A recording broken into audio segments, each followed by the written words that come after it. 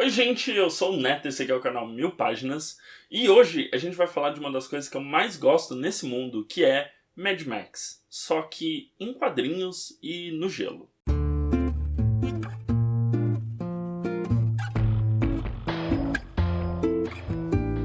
Bom, gente, então antes de começar aqueles recadinhos de sempre aqui do canal, não esquece de deixar seu like, seu comentário, se inscrever.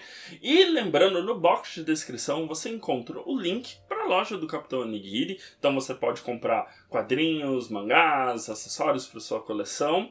E ele está começando, né, vai começar a vender livros, então se você estiver querendo liberar um espaço na sua estante, vender alguma coleção, entre em contato com ele. E o que você comprar por lá tem um cupom de desconto aqui do canal, então na hora de fechar sua compra você ainda ganha 5% de desconto, que é muito melhor. E hoje a gente vai falar de um quadrinho que saiu em 2019 aqui no Brasil, a primeira vez, mas ele é de 1987 e eu tenho a impressão que eu nunca tinha ouvido falar dele, que é O Mundo Invernal. Ele é escrito pelo Chuck Dixon, mas aqui nesse compilado que saiu pela Mitos a gente tem dois desenhistas diferentes, né? A gente tem as primeiras histórias, Mundo Invernal e Mar Invernal, desenhada pelo Jorge Zaffino, e a gente tem o Laninha, desenhado pelo Butch Guice. E esse compilado ele é muito interessante porque a gente tem algo de 1987, né, que são essas histórias do Jorge, que ele que desenhou, então são histórias em preto e branco, tem uma pegada bem diferente, assim, bastante única, e a gente tem as histórias, né, a história, né, que é o arco do Laninha, que é desenhada pelo Butch. Ela já é colorida, ela é de 2014, numa retomada desse universo feita pelo autor, então tem esse choque, a gente pode ver o material original e na mesma edição ver um material que surgiu quase 20 anos depois, assim, então tem esse fator que é muito interessante e peculiar para essa história. Mas do que trata Mundo Invernal? Como eu disse, ela é Mad Max, assim. Basicamente o mundo passou por um grande congelamento global, então ao invés de desertos e areia, como nos filmes do Mad Max, a gente tem aqui um mundo completamente congelado, não tem mais zonas quentes, nem nada assim. É como se tivesse ocorrido, sei lá, um grande inverno nuclear, o mundo congelou e voltamos todos para a era do gelo, assim. E a gente vai acompanhar alguns personagens, né? São três, né, os principais personagens reagindo a esse mundo que se tornou completamente bestial. Então a gente vai acompanhar o Scully, que é um homem já mais velho, um quarentão e tal, que está sobrevivendo nesse mundo. Ele meio que é um vendedor, então ele vai transitando por várias localidades, vendendo seus itens, trocando e tendo algum meio de subsistência nesse universo congelado. Ele tem um furão, que é o Haha, que é um personagem mesmo, né? Tipo, ele interage bastante com o Scully e é uma força motriz dentro da história. E os dois, a história começa quando eles vão ter contato com outro personagem, uma outra personagem, no caso, que é a Win, que é uma personagem feminina, uma garota, deve ter ali em torno... Eu chuto que ela deve ter seus 18 anos, nem isso às vezes. E essa personagem, ela traz consigo um mistério, assim, porque o mundo ele tá congelado, ele é um mundo onde as pessoas se tornaram muito mais territorialistas e brutais, todo meio de subsistência ele é disputado na força, o mais forte vai mandar no mais fraco, então a gente tá bem num universo em que o Scully tenta não se envolver com nada, não se comprometer com nada, porque ele é só um vendedor, ele quer chegar e partir o quanto antes. E a Winnie, ela tem uma questão que ela fala que ela veio de um lugar quente. Ela tem uma memória de um lugar quente. Ela tem uma memória de que ela não cresceu nesse mundo gelado. Só que nos primeiros das primeiras duas histórias, né, o Mundo Invernal e... No Mundo Invernal e no Mar Invernal, a gente tem essa questão deles, assim. O primeiro é o Scully resgatando a Win de uma situação de escravidão num local, e para isso, né, ele foi escravizado junto, ele consegue fugir, e aí depois ele fica com aquela sensação poxa, eu larguei ela lá, né? Melhor eu voltar pra buscar. E aí ele usa outras gangues pra invadir o local e eles lutarem entre eles enquanto ele consegue resgatar a Win. Então tem essa questão meio quase o Mad Max 3, assim, sabe? O Thunderdome. Ele é um grande domo super aquecido, então tem plantação lá dentro, tem tudo, com pessoas escravizadas trabalhando naquele local e uma milícia mesmo armada muito poderosa protegendo aquilo. Então o que o Scully faz é procurar outras tribos que poderiam se interessar por ter um local como aquele e atacar aquilo enquanto ele tenta fazer o resgate da Win. E é muito engraçado porque o Scully ele não é um personagem bom, a Win também não é uma personagem boa, e o Haha é menos ainda um furão bom. Eles são pessoas que estão tentando ativamente sobreviver. Então essa primeira história ela é muito... Ela parece mesmo o terceiro filme do Mad Max, assim, ela parece uma coisa meio... Preciso entrar, pegar quem eu quero, sair, e aí sair, assim. Então, é o meu Mad Max favorito, inclusive. Então tem essa coisa bem visceral. E aí, o traço do Jorge Zaffino, que é um quadrinista argentino, fez muitos trabalhos na Argentina mesmo, era bem grande lá, e nos anos 80 ele vai trabalhar nos Estados Unidos em histórias do Justiceiro para Marvel.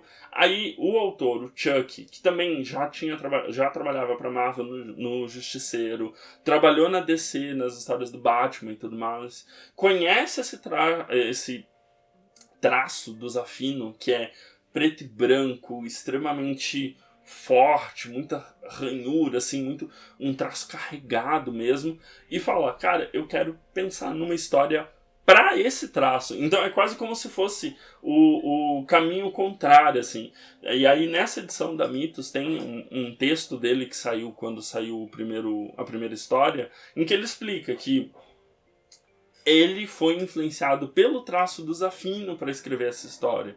E aí, anos depois, quando ele dá entrevista e é perguntado sobre isso, ele fala, tem coisa de Mad Max, mas esse estilo de história já era mais tradicional mesmo nos Estados Unidos, assim, não é como se Mad Max tivesse inventado um gênero, né? Ele pega um gênero que depois virou o que foi transformado um pouco nas distopias YA, então era um gênero de terra arrasada, mundo acabado e pessoas sobrevivendo, então era um gênero que já existia, ele gostava do gênero, e aí, por conta do traço do Jorge Zaffino, ele cria uma história que vai tirar a maior força possível dessa história em preto e branco. Então, as primeiras duas histórias são perfeitas. Mundo Invernal e Mar Invernal. E em Mar Invernal a gente tem o desenvolvimento desse mistério da Win, da onde ela veio, que povo é esse que ainda tem calor e etc, etc.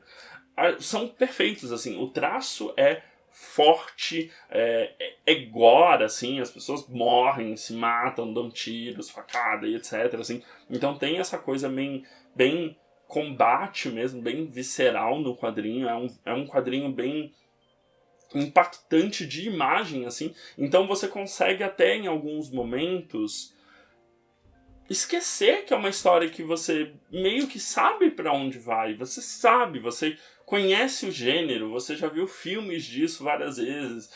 Esse gênero ele foi retomado como distopia anos depois. Então se você é jovem, eu tenho tipo a minha faixa etária, mais jovem do que eu, você passou por todo um gênero de distopias juvenis. Então você sabe pra onde vai. A gente sabe a todo momento pra onde essa história caminha. Mas o traço do Zaffino é perfeito para essa história. E ser preto e branco é lindo, enche os olhos as páginas, assim. Então, as duas primeiras histórias de 87 são incríveis.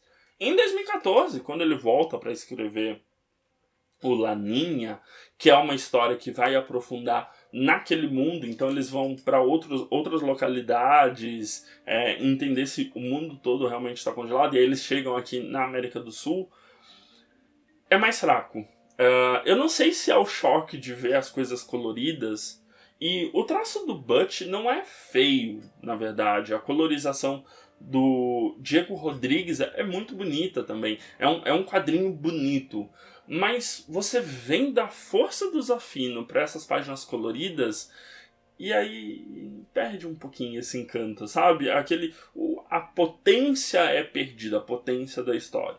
diverte, entretém, me diverti muito na terceira história, ela é bem redondinha, bem construída, ela apresenta uma visão daquela realidade diferente, mas falta um pouco aquele impacto que a gente teve nas duas primeiras histórias.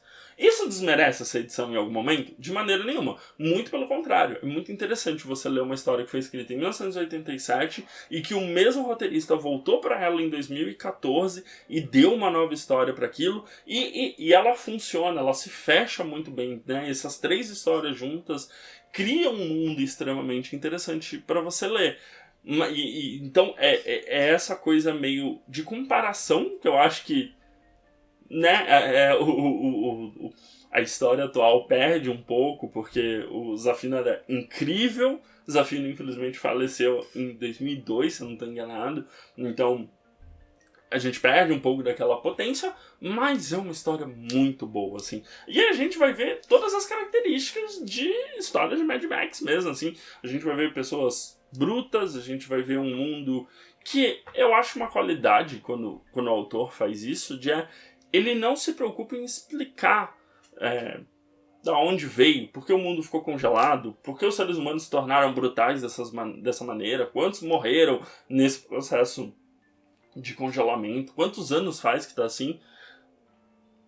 Ele não perde o tempo e em diversas entrevistas ele fala que ele não tem interesse de contar isso. A história que ele quer contar é depois do que isso aconteceu. O processo de como isso aconteceu não interessa muito pra ele. Então, eu gosto dessa coragem de ser um momento específico de alguma coisa, assim, sem se preocupar em explicar tudo nos pormenores. A gente pode pensar em diversos motivos para esse super congelamento da Terra, assim. Então, é uma edição muito legal.